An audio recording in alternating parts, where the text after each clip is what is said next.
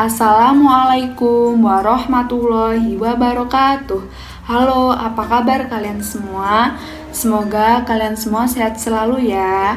Nah, karena masih masa pandemi, oleh karena itu kalian harus tetap jaga kesehatan, jaga jarak, memakai masker, dan jangan lupa untuk cuci tangan ya. Jangan lupa juga kalian selalu berdoa kepada Allah agar pandemi ini cepat berakhir dan kita juga bisa bertatap muka secara langsung. Nah, baik, kita langsung lanjut ke materi ya. Untuk materi pertemuan kali ini, kita akan membahas mengenai sholat sunnah berjamaah dan sholat sunnah munfarid atau sendiri.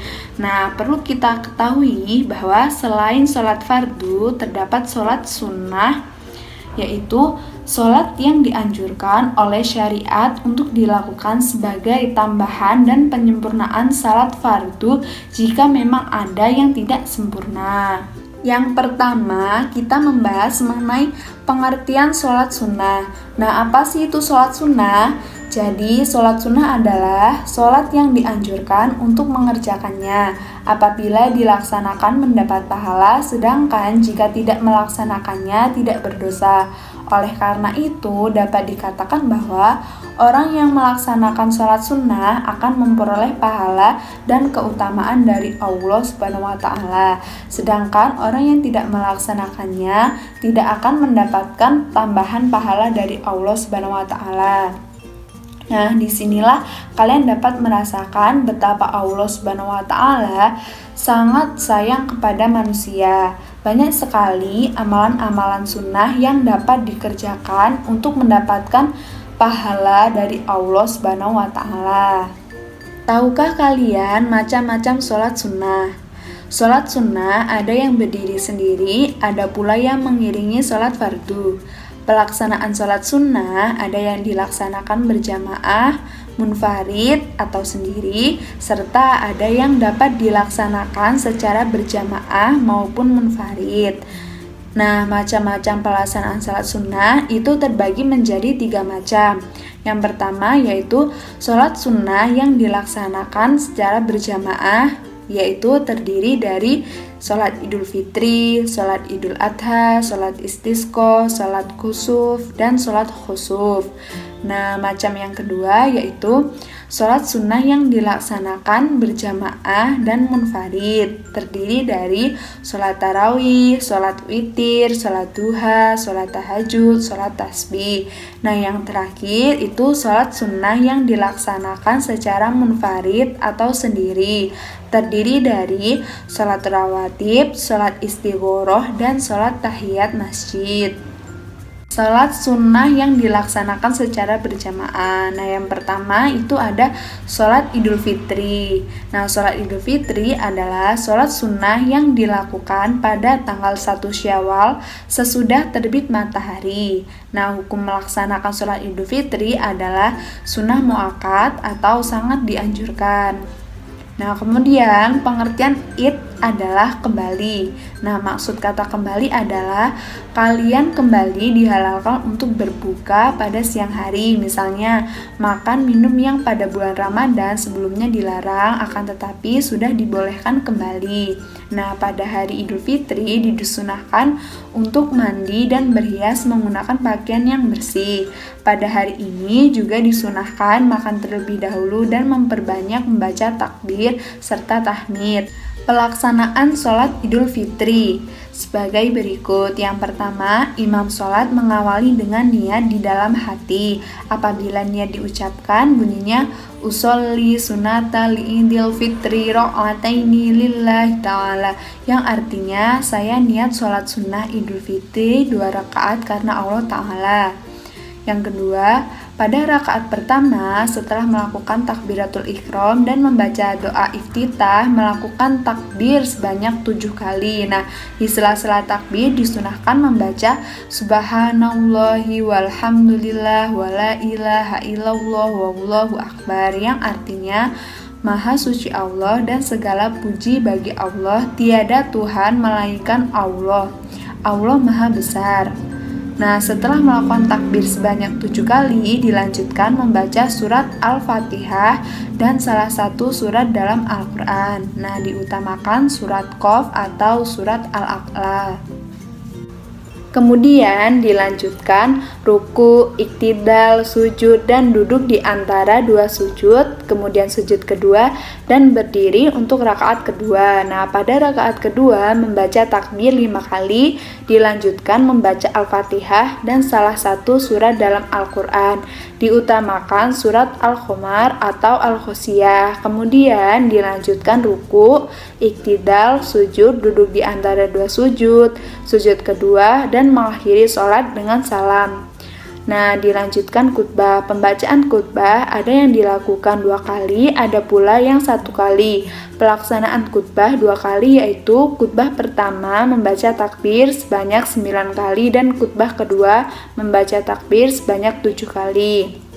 Nah, sekarang kalian tahu bahwa salat Idul Fitri diakhiri dengan khutbah bukan? Nah, oleh karena itu, setelah melaksanakan salat Idul Fitri, kalian jangan buru-buru untuk pulang. Dengarkanlah khutbah yang disampaikan oleh khotib sebagai penyempurna salat. Nah, setelah selesai salat, dianjurkan untuk bersalam-salaman dan saling memaafkan, kemudian pulang melalui jalan yang berbeda dari saat berangkat saat Idul Fitri. Setelah itu, kegiatan dilanjutkan dengan silaturahmi dengan sanak saudara dan tetangga serta saling memberi maaf. Nah, yang kedua yaitu sholat Idul Adha atau sering disebut Idul Kurban. Nah, sholat Idul Adha ini adalah sholat sunnah yang dilakukan setiap tanggal 10 Zulhijjah sesudah terbit matahari. Hukum melaksanakan sholat Idul Adha adalah sunnah muakkad atau sangat dianjurkan. Nah, pelaksanaan sholat Idul Adha hampir sama dengan sholat Idul Fitri. Perbedaannya terletak pada niat. Nah, jika niat Idul Adha adalah usolli sunata li'idil adha ra'ataini lillahi ta'ala, yang artinya saya niat sholat sunnah Idul Adha 2 rakaat karena Allah Ta'ala.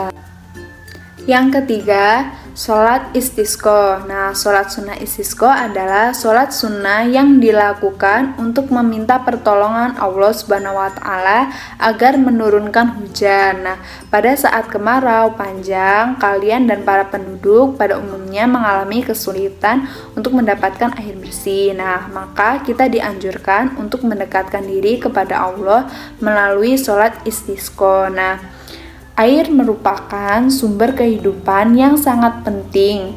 Manusia dan makhluk hidup lainnya membutuhkan air untuk keberlangsungan hidup. Nah, pada saat air bersih sulit diperoleh, kalian baru menyadari betapa pentingnya menjaga keseimbangan alam dan menggunakan air secara bijaksana. Adapun pelaksanaan sholat istisqa. Nah, yang pertama, tidak didahului azan atau iqomah, hanya seruan yang berbunyi as-sholatu jami'an, yang artinya mari salat berjamaah. Yang kedua, imam memimpin salat yang pelaksanaannya sama seperti salat biasa. Jadi gerakannya itu sama seperti salat biasa. Nah, kemudian diawali dengan niat di dalam hati. Apabila niat diucapkan, bunyinya usolli sunatal istisqai ra'ataini ma'muma lillahi ta'ala, yang artinya aku menyengaja sholat sunnah minta hujan 2 rakaat sebagai makmum karena Allah Ta'ala. Nah, yang terakhir diakhiri dengan salam dan dilanjutkan dengan khutbah. Selanjutnya yaitu sholat khusuf. Sholat khusuf adalah sholat yang dilakukan saat terjadi gerhana matahari. Hukum melaksanakannya yaitu sunnah muakkad. Nah, pernahkah kalian mengalami gerhana matahari? Nah, apakah kalian merasa takut dan bersembunyi di rumah atau ikut melaksanakan sholat khusuf? Nah, jadi sholat khusuf dilaksanakan pada waktu mulai terjadi gerhana matahari sampai saat matahari kembali utuh seperti semula. Pelaksanaan sholat khusuf sebagai berikut. Nah, yang pertama itu kita dengan berniat di dalam hati.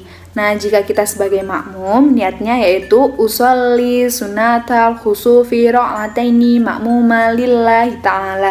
Jika kita ditunjuk sebagai imam, niatnya yaitu usolli sunatal khusufi ra'ataini imama lillahi ta'ala.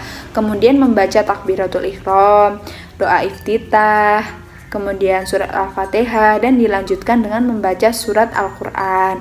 Nah, melakukan ruku dan membaca tasbih sebanyak-banyaknya, iktidal, kemudian tangan bersedekap di dada, dan membaca surat Al-Fatihah serta surat Al-Quran yang lainnya, kembali ruku dan membaca tasbih sebanyak-banyaknya. Iktidal, melakukan sujud seperti biasa namun agak dipanjangkan dengan membaca doa-doa. Kemudian duduk di antara dua sujud. Nah, sujud yang kedua lebih dipanjangkan. Nah, setelah itu berdiri rakaat yang kedua. Nah, pada sujud terakhir rakaat kedua dianjurkan untuk memperbanyak istighfar dan membaca tasbih. Nah, diakhiri dengan salam. Kemudian khatib menyampaikan khutbah terkait dengan gerhana matahari. Nah, selanjutnya yaitu sholat khusuf. Nah, sholat khusuf adalah sholat yang dilakukan saat terjadi gerhana bulan, yaitu sewaktu mulai terjadi gerhana bulan sampai saat bulan kembali utuh. Nah, hukum melaksanakannya adalah sunnah muakkad atau sangat dianjurkan. Nah, pelaksanaan sholat khusuf ini tidak jauh berbeda dari sholat khusuf. Yang membedakan hanya pada bunyi niatnya. Nah, jika kita sebagai makmum, niatnya yaitu usolli sunatal khusufi ra'ataini ma'muma lillahi ta'ala. Nah, jika kita sebagai imam, niatnya yaitu usolli sunatal khusufi ra'ataini imama lillahi ta'ala. Nah, selanjutnya kita membahas mengenai sholat sunnah yang dilaksanakan berjamaah dan munfarid. Yang pertama ada sholat tarawih. Nah, sholat tarawih adalah sholat yang dilaksanakan pada malam hari di bulan Ramadan, yang dimulai setelah sholat isya sampai waktu fajar. Nah, jumlah rakaat sholat tarawih ini sangat beragam. Kalian dapat melaksanakannya sebanyak 8 rakaat, 20 rakaat, ataupun 36 rakaat. Nah, perbedaan jumlah rakaat ini tidak perlu dipermasalahkan, namun hal ini akan menambah wawasan kalian tentang keberagaman. Yang terpenting adalah kalian melaksanakan salat tarawih semata-mata hanya mengharap ridho dari Allah Subhanahu wa Ta'ala. Nah, adapun pelaksanaan salat tarawih yang pertama yaitu dengan niat. Niatnya yaitu adalah usolli sunnata tarawihi raq'ataini lillahi ta'ala. Kemudian takbiratul ihram, salat seperti biasa, dan diakhiri dengan salam. Selanjutnya sholat witir. Nah, sholat witir adalah sholat yang memiliki jumlah rakaat ganjil, paling sedikit 1 rakaat dan paling banyak 11 rakaat. Nah, sholat witir sangat dianjurkan atau sunnah muakkad yang dilakukan di bulan Ramadan atau bulan-bulan yang lain. Nah, sholat witir berfungsi sebagai penutup sholat. Nah, pelaksanaan sholat witir dimulai setelah sholat isya sampai menjelang fajar. Pelaksanaan sholat witir sama seperti sholat biasa, namun umumnya dilakukan 3 rakaat dengan urutan 2 rakaat dan 1 rakaat. Yang pertama itu dengan niat di dalam hati. Nah, berniat sholat witir di dalam hati 2 rakaat atau 1 rakaat jika diucapkan berbunyi usolli sunnata minal witri ra'ataini lillahi ta'ala, yang artinya saya berniat salat sunnah witir 2 rakaat karena Allah Ta'ala. Yang selanjutnya itu dengan niat usolli sunnata ra'ataini witri lillahi ta'ala, yang artinya saya berniat sholat sunnah 1 rakaat witir karena Allah Ta'ala. Kemudian takbiratul ihram dan dilanjutkan dengan tata urutan sholat seperti biasa dan diakhiri dengan salam. Yang selanjutnya yaitu sholat duha. Sholat duha adalah sholat yang dilaksanakan pada waktu pagi hari mulai saat matahari naik 1 tombak atau sekitar jam 7 pagi sampai sebelum waktu istiwa, yaitu waktu saat matahari berada tepat di atas kepala. Nah, jumlah bilangan salat duha ini antara 2 sampai 12 rakaat. Nah, salah satu fungsi salat duha ini adalah untuk membuka pintu rezeki. Nah, jadi kalian dapat melakukannya sebagai tanda syukur dan untuk mengetuk pintu langit memohon limpahan rezeki dari Allah Subhanahu wa taala. Nah, adapun pelaksanaan salat duha yang sebagai berikut. Yang pertama yaitu berniat salat duha di dalam hati. Apabila diucapkan berbunyi usolli sunata duha ro'ataini lillahi ta'ala, yang artinya saya niat salat duha 2 rakaat karena Allah ta'ala. Kemudian takbiratul ihram dan dilanjutkan saat seperti biasa. Nah, dianjurkan membaca surat Asy-Syam pada rakaat pertama dan surat Ad-Duha pada rakaat kedua. Nah, selanjutnya yaitu sholat tahajud. Sholat tahajud adalah sholat yang dilakukan pada malam hari setelah sholat Isya sampai menjelang subuh. Nah, tahukah kalian salat tahajud ini sangat dianjurkan atau sunnah muakkad dengan tujuan mendekatkan diri kepada Allah Subhanahu wa taala. Nah, bisa jadi pada awalnya kalian akan merasa sangat berat untuk bangun malam. Akan tetapi, jika kalian memiliki kemauan berdoa kepada Allah untuk dibangunkan pada malam hari, lambat laun kalian pasti mampu. Nah, apabila sudah terbiasa, kalian akan merasakan kenikmatan jiwa yang luar biasa karena Allah akan mengangkat kalian ke tempat yang terpuji. Nah, adapun pelaksanaan salat tahajud sebagai berikut. Yang pertama adalah dengan niat. Niatnya yaitu usolli sunata tahajudi ro'ataini lillahi ta'ala, yang artinya saya niat sholat sunnah tahajud 2 rakaat karena Allah ta'ala. Nah, selanjutnya takbiratul ihram yang dilanjutkan dengan salat seperti biasa dan diakhiri dengan salam. Selanjutnya, sholat tasbih. Pengertian sholat tasbih adalah sholat sunnah yang dilaksanakan dengan memperbanyak membaca tasbih. Sholat tasbih ini merupakan sholat khusus dengan membaca tasbih sebanyak 300 kali di dalam sholat. Sholat tasbih dapat dilaksanakan pada malam hari atau siang hari. Cara melaksanakan sholat tasbih pada malam hari adalah sebanyak 4 rakaat dengan 2 kali salam. Sedangkan pelaksanaan pada siang hari memiliki jumlah 4 rakaat dengan sekali salam. Nah, apakah kalian pernah mengikuti kegiatan sholat tasbih di masjid dekat rumah kalian? Nah, pasti kalian merasakan waktu pelaksanaan sholat tasbih agak lama dibanding sholat sunnah lainnya. Nah, hal ini karena bacaan-bacaan sholat tasbih yang diperbanyak. Oleh karena itu, sholat tasbih dapat dilaksanakan sesuai dengan kemampuan diri seseorang. Nah, ada yang melaksanakan setiap hari, sekali sepekan, sebulan sekali, setahun sekali, bahkan seumur hidup sekali dalam melaksanakannya. Nah, adapun pelaksanaan sholat tasbih 4 rakaat 2 kali salam dengan niat yaitu usolli sunata tasbihi ro'ataini lillahi ta'ala, yang artinya saya niat sholat sunnah tasbih 2 rakaat karena Allah ta'ala. Nah, sedangkan pelaksanaan sholat tasbih dengan 4 rakaat dengan sekali salam yaitu dengan niat usolli sunata tasbihi arba'a rakaati lillahi ta'ala, yang artinya saya sholat sunnah tasbih 4 rakaat karena Allah ta'ala. Selanjutnya takbiratul ihram, kemudian membaca surat Al-Fatihah, surat-surat dalam Al-Quran, lalu dilanjutkan dengan membaca tasbih sebanyak 15 kali. Kemudian gerakan dan bacaan ruku'. Selanjutnya membaca tasbih 10 kali. Nah, kemudian iktidal. Setelah membaca doa iktidal, selanjutnya membaca tasbih sebanyak 10 kali. Kemudian sujud pertama. Nah, setelah membaca sujud pertama, dilanjutkan membaca tasbih sebanyak 10 kali. Kemudian duduk di antara 2 sujud. Setelah membaca doa duduk di antara 2 sujud, kemudian dilanjutkan dengan membaca tasbih sebanyak 10 kali. Nah, sujud kedua, setelah membaca doa sujud kedua, dilanjutkan dengan membaca tasbih sebanyak 10 kali. Nah, saat hendak berdiri untuk rakaat kedua, duduk sejenak sambil membaca tasbih sebanyak 10 kali.